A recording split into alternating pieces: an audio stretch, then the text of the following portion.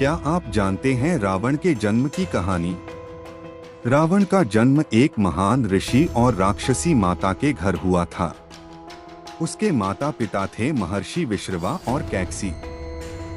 महर्षि विश्रवा एक महान तपस्वी और विद्वान थे। वे स्वयं महर्षि पुलस्त्य के पुत्र थे, जो ब्रह्मा जी के मानस पुत्रों में से एक थे।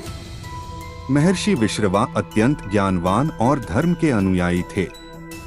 उनका विवाह 2 बार हुआ।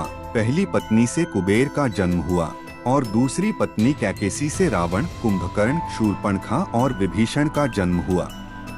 कैकेसी एक राक्षसी थी, जो राक्षस कुल के प्रमुख राजा सुमाली और उनकी पत्नी केतुमती की पुत्री थी।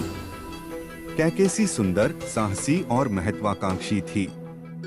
उसने महर्षि विश्रवा से विवाह इसलिए किया क्योंकि वह चाहती थी कि उसके संतानों में पिता की तरह महान ज्ञान और शक्ति हो। जब कैकेसी ने महर्षि विश्रवा से विवाह किया, तो उसने उनके साथ अपने संतानों को ज्ञान और शक्ति में अद्वितीय बनाने की इच्छा व्यक्त की। महर्षि विश्रवा ने कहा कि यह तभी संभव होगा जब वह शुभ मुहूर्त में गर्भधारण करेगी। लेकिन कैकेसी ने जल्दबाजी की और अशुभ समय में गर्भधारण किया। इस कारण उसकी संतानों में राक्षसी प्रवृत्ति का प्रभाव पड़ा।